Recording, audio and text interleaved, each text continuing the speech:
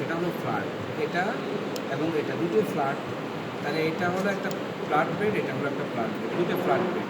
আর দুটো flat bed ইংরেজি অক্ষর উল্টা রিভার্স বিয়ের মতো, উল্টা বিয়ের মতো বা রিভার্স বিয়ের মতো এরকম ভি থাকে এরকম, এটা হলো এরকম, যার জন্য এটার নাম হলো ফ্ল্যাট ভি বেড।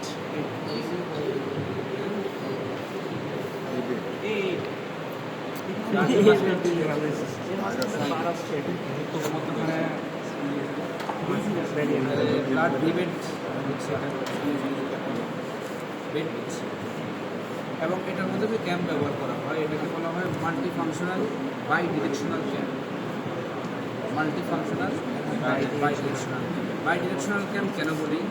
কারণ এখানে নিডেলগুলো থাকে, আর এই নিডেলগুলোর যে পার্টগুলো বাইরে থেকে বের হয়ে আসছে সেই নিডেলের পার্টগুলো, কথা বলো না, কথা বললে মানে কনসেন্ট্রেশন নষ্ট হয়ে যাবে। এই যে নিডেলের পার্টগুলো আছে, এই পার্টগুলো এই ক্যাম্পের ভিতরে থাকা যে ট্র্যাকটা আছে সেই ট্র্যাকটাকে ফলো করে, ঠিক আছে? এখন এই যে নিডেলগুলো আছে, নিডেলগুলো ক্যাম্প ক্যারাজকে যখন লেফট থেকে আমি রাইটে টান দিব তখন এই নিডেলের পার্টগুলো ক্যাম্প ক্যারাজের ট্র্যাক ফলো করবে, আবার এদিক থেকে যখন এদিকে টান দিব তখন এদিক দিয়ে নিডেলগুলো খরচ করবে, একবার এদিক দিয়ে একবার এদিক দিয়ে, মানে দুই দিক দিয়ে ক্যাম্পটা নিডেলের উপর দিয়ে রান করতে পারে। That's why called it bi directional camp. কিন্তু সার্কুলার রিডিং মেশিনের মধ্যে ব্যাপারটা হয় না, এই জন্যেই সার্কুলার রিডিং মেশিনের মধ্যে যে ক্যাম আছে ওটাকে বলা হয় সিঙ্গেল অ্যাক্টিং ক্যাম্প। ওই ক্যামের এক মাথা ট্র্যাকের মুখ মোটা থাকে, আরেক মাথায় ট্র্যাকের মুখ সরু থাকে, যার জন্যে মেশিন ম্যানুফ্যাকচারাররা তৈরি করার সময় যেটাকে ক্লক ওয়াইজ সেট করে দিতে সেটা লাইফ মানে ধ্বংস হওয়ার আগ পর্যন্ত ক্লক ওয়াইজ ঘুরবে, আর যেদিন অ্যান্টি ক্লক ওয়াইজ ঘুরবে সেদিন ধ্বংস হয়ে যাবে। তাহলে যেটা অ্যান্টি ক্লক ওয়াইজ সেটা অ্যান্টি ক্লক ওয়াইজ, যেটা ক্লক ওয়াইজ সেটা ক্লক ওয়াইজ, কিন্তু এটা দুদিকে চলতে পারে ক্যাম্প ক্যারেজ এর মধ্যে থাকা ক্যাম্পগুলো, যার জন্য এটাকে বাইক ডিরেকশনাল ক্যাম্প বলে। আর এখানে যে ক্যাম্পগুলো আছে এটাকে বলা হয় মাল্টি ফাংশনাল ক্যাম্প। বলার কারণ হলো এই ক্যাম্পের নিট হয়, টাক হয়, মিস হয়। ওখানে যে ক্যাম্প আছে একটা ক্যাম্প দিয়ে একটা কাজ হবে, নিট দিয়ে কোনোদিন টাক হবে না, মিস হবে না। এখানে বিভিন্ন রকমের হতে পারে। যে সেগমেন্টগুলো আছে ক্যাম্পের মধ্যে, এই সেগমেন্টগুলোকে অ্যাক্টিভ এবং ইনঅ্যাক্টিভ করার মধ্যে দিয়ে আমরা নিট করতে পারি, টাক করতে পারি, মিস করতে পারি। এই পর্যন্ত সবাই করছো? এরপরে আমাদের এখানে এই যে মেশিনটা আছে এটাকে বলা হয় ইউনিভার্সাল লিডিং মেশিন। ইউনিভার্সাল করার কারণ হলো এই মেশিনের মধ্যে সিঙ্গেল ডাসি করতে পারি, ডাবল ডাসি করতে পারি, ইন্টারলক রিবের অনেকগুলো ডেরিভেটিভস করতে পারি, সিঙ্গেল ডাসির অনেকগুলো ডেরিভেটিভস করতে পারি, যার জন্য এটাকে ইউনিভার্সাল করা যায়। এটাতে যায় না, আমাদের এটাতে যায় না। তাহলে এই মেশিনের দুইটা উইক আছে, এই যে পুরো এই মাথা থেকে এই মাথা পর্যন্ত এটাকে বলা হয় মেশিন উইক, আর যতটুকু জায়গার মধ্যে ফেব্রিক তৈরি করা যায় সেটাকে বলা হয় ফাংশনাল উইক। ফাংশনাল উইথ, এই ফাংশনাল উইথ হলো আমাদের এই মেশিনে 42 ইঞ্চ, কিন্তু আমি 42 ইঞ্চি উইথ বিশিষ্ট ফেব্রিক তৈরি করার পাশাপাশি ছোটো ছোটো উইথের ফেব্রিকও তৈরি করতে পারি। সেই সুবিধাটা এই মেশিনে আছে। কী সুবিধা? এই যে নিডেলগুলো আছে দেখো, আমি এটার উপর দিয়ে যদি ক্যাম্প ক্যারেজকে রান করি একটা নিডেলও কিন্তু উপরে উঠতেছে না, কোনো নিডেলেই এই মুহূর্তে উপরে উঠতেছে না, উঠতেছে না, কারণ এই নিডেলগুলো নিচে নামানো আছে, নিডেল বেডের নিচে নামানো আছে। এই নিডেলগুলোকে কেমন উপরে উঠাইতে হয়? নিচে স্প্রিং আছে, এই যে স্প্রিং, এই যে স্প্রিং এদিক দিয়ে দেখা যাচ্ছে স্প্রিং, আমি স্প্রিংকে যখন এভাবে পুশ করি তখন এই নিডেলের পার্টগুলো উপরে উঠে আসছে। এবার দেখো এই নিডেলের পার্টগুলো উপরে ওঠার কারণে এই যে নিডেলগুলো এবার প্রবেশ করছে ক্যামের ভিতরে, এবার ক্যামের ভিতরে প্রবেশ করবে, তার মানে এই যে লাইনটা এটা হলো ক্যাম্প ট্র্যাকের মুখের লাইন। তাহলে নিডেলগুলো যদি নিচে থাকে ক্যাম্প যত এটার উপর দিয়ে রান করো নিডেল কি উপর উঠবে? তাহলে এই স্প্রিং দ্বারাই আমি সিলেক্ট করবো যে আমি কতটুকু উইথ বিশিষ্ট ফেব্রিক তৈরি করতে চাচ্ছি। তাহলে ফুল উইথ যত বড়ই হোক আমি আমার রিকোয়ারমেন্ট অনুযায়ী নির্দিষ্ট উইথের ফেব্রিক এখানে তৈরি করতে পারি। কিসের মাধ্যমে? স্প্রিংয়ের মাধ্যমে। এই স্প্রিংগুলো দ্বারা নিডেলগুলো উপরে ওঠানো যায়। এই স্প্রিংগুলোর নাম কি?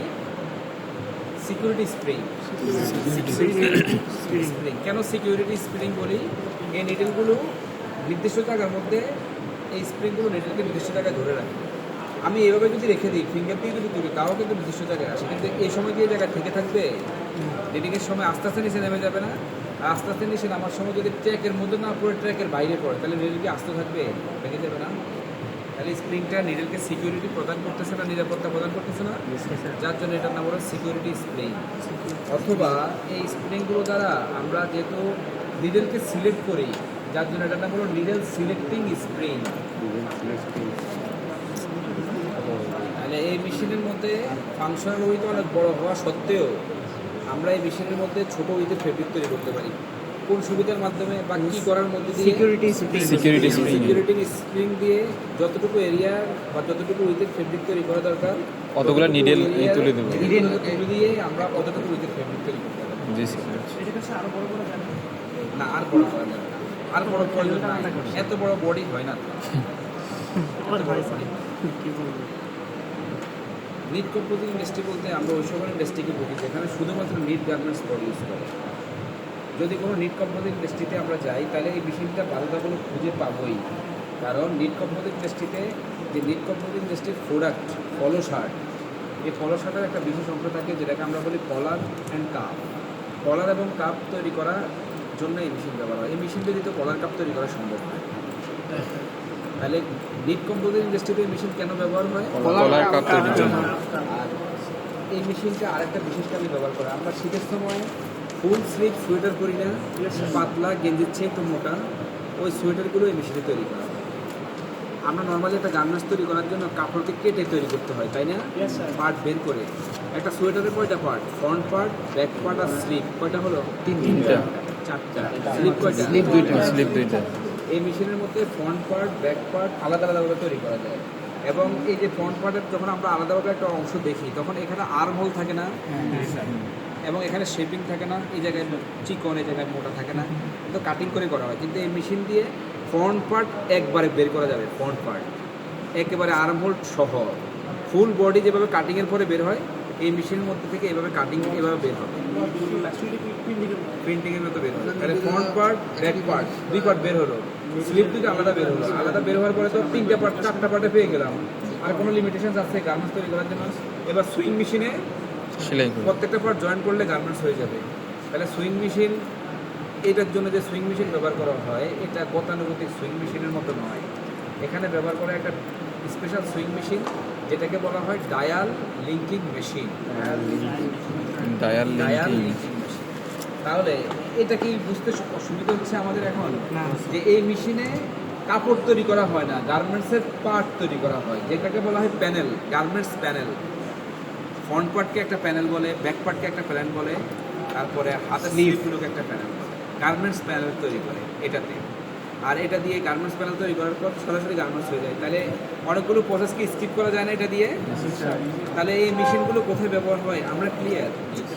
এই মেশিনে আমরা এই মুহূর্তে কাপড় তৈরি করবো ম্যানুয়ালি, কিন্তু এটার আপডেট বা মডার্ন যে ভার্সনটা আছে সেটা হলো ফুললি ফ্যাশন সিমলেস টেকনোলজি, যেটাতে তুমি একটা গার্মেন্টস তৈরি করার জন্য, যার জন্য গার্মেন্টস তৈরি করবা, তার বডি মেজারমেন্ট নিবা।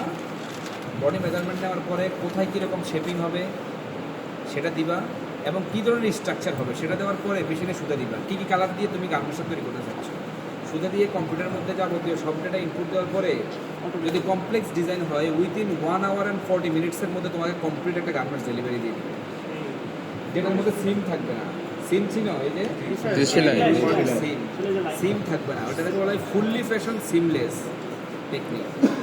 এটা হলো এই জ্যাকার্ড ফ্ল্যাট নিটিংয়ের আপডেট লঞ্চকৃত ভার্সন, ঠিক আছে, যেখানে তুমি এগুলো তৈরি করতে পারো। ওটা মোটামুটি যদি চাইনিজ ব্র্যান্ড নাও তাহলে 65 থেকে 70 লাখের মধ্যে পাবা। আর যদি জার্মান বা জাপান ব্র্যান্ড নাও তাহলে 20 টাকা আপ। ম্যানুয়াল 25,000। তবে ওখানে যে মেশিনগুলো আছে, যে মেকানিজমগুলো আছে, এগুলো অনেক কমপ্লেক্স। ওখানে যাবতীয় যেটা আমরা ম্যানুয়ালি করি সেখানে সলিনয়েড দিয়ে ইলেকট্রোম্যাগনেটিক ফিল্ড ক্রিয়েট হয়ে এই কাজগুলো হয়। শুধু আওয়াজ শুনবো বাইরে থেকে, ভিতরে কী হয় তুমি বুঝতে পারবো। সেই জিনিসটাকে বোঝার জন্য এই ম্যানুয়াল মেশিনটা দরকার, যে এই কাজটা কীভাবে ওটার ভিতরে হয়। যেটা আমি ম্যানুয়ালি করি সেখানে সেটা সলিনয়েড দিয়ে ইলেকট্রোম্যাগনেটিক ফিল্ড ক্রিয়েটের মাধ্যমে, কিন্তু কাজ সেম, ফাংশন আলাদা। ওখানে মডার্ন সিস্টেমও হয়, এখানে ম্যানুয়ালি হয়। তো ওটা বোঝার জন্য এটা দেখা জরুরি না আজকে, সেই জন্য আমরা এটা দেখবো ভালোভাবে। ওকে, তাহলে এতটুকু বুঝলাম, এতটুকু ফেব্রিকের উইথ করবো। তাহলে এই মুহূর্তে আমি এতটুকু ফেব্রিকের উইথ তৈরি করে নিচ্ছি। এই যে এখান পর্যন্ত আমি সিলেক্ট করে নিচ্ছি যে কতটুকু উইথের ফেব্রিক তৈরি করবো। ওকে, এটা নিলাম হয়ে গেছে, এবং এই পাশে করে নিলাম, সমানে ব্যবসা করা যাচ্ছে। ব্যবসা করার জন্য বাংলাদেশে অনেকগুলো ইন্ডাস্ট্রি আছে। এটা উত্তরের মতো জায়গার মধ্যে যদি যাও তাহলে এটা অনেকগুলো খুঁজে পাবা। এখন আমরা এটাকে হাফ গেজ করবো। উত্তরে তো গেজ কাকে বলে? ডাইং হাউস আছে, ইন্ডাস্ট্রি তো নাই। উত্তরা যে দক্ষিণ খানের মধ্যে বলতেছেন? হ্যাঁ, দক্ষিণ খান এর এদিকে অনেকগুলো হ্যাঁ, কলাবাগান, ওদিকে আছে। মাস্টারপাড়া। আগের এমপি তারই অনেকগুলো আসছিল আমাদের বাসার পিছনে। এর না এর তাও কি কাজ করবে? করবে অল্প ওই যে একটু অবশিষ্ট আছে। খসরু চৌধুরী, তার 4টা গার্মেন্টস আছে। বেশি কথা বলবো না। Practical knowledge লাগবে না। মানুষ কাকে বলে? তুমি বলো দেখি গেজ কাকে বলে? 1 ইঞ্চিতে কতগুলো নেল? কোশ্চেন করতেছো নাকি আমাকে? যতগুলো মেশিনের প্রতি ইঞ্চিতে নিডলের সংখ্যা হলো গেজ। ঠিক আছে? এখন আমার এই মেশিনের প্রতি ইঞ্চিতে নিডল হলো 7টা। তার মানে এটা কত গেজ? 7 গেজ। আমরা এটাকে হাফ গেজ করলাম। 1 ইঞ্চিতে অড নাম্বার অথবা ইভেন নাম্বার নিডলগুলোকে নামিয়ে দিই। তাহলে 1 ইঞ্চিতে কটা থাকবে? 3.5টা। 3.5। এখন তোমাকে যদি বলে যে মেশিন গেজ 3.5, 2 ইঞ্চি এভাবে কিন্তু জিজ্ঞেস করবে। তাহলে এই যে আমি এটাকে একটা নিডল করে কমিয়ে দিচ্ছি, এই যে এটা একটার পর একটা কমাচ্ছি। হ্যাঁ, এটা কি মেশিনের অংশ নাকি আপনারা আলাদা বানাইছেন? কোনটা? না, এটা মেশিনের অংশ। এটাকে বলা হয় নিডল সিলেক্টর কম। এই জন্য তো কম না, ওগুলো দিয়ে করাচ্ছি আমি। এটাকে এই দেখো কীভাবে হাফ গেজ করতেছি, দেখছো? মানে স্ট্রাকচারটা ভালোভাবে ফুটে যায়।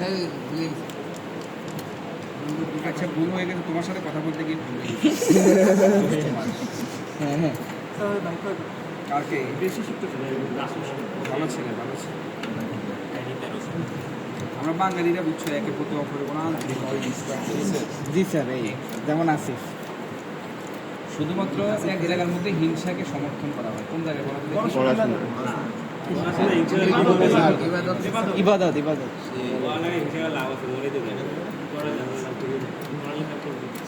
একদিন তো মরেই যাবে। ভাই আমার সিডি দিয়ে দেন আজকে। এত টাকা দিয়ে দে। কোন টাকা? 60 লাখ টাকা জমা ছিল। আমি যখন ইঞ্জিনিয়ারিং করতাম, আমি যখন 2004 ইঞ্জিনিয়ারিংয়ে তখন আমার সাথে অনেক বন্ধু বান্ধব ছিল। বাংলাদেশের সব প্রান্তের বন্ধু ছিল। সিলেট, ময়মনসিংহ, টাঙ্গাইল, দিনাজপুর, রংপুর, গাজীপুর, শরীয়তপুর, নরসিংদী, কুমিল্লা, সব জায়গার পর আমার ছিল।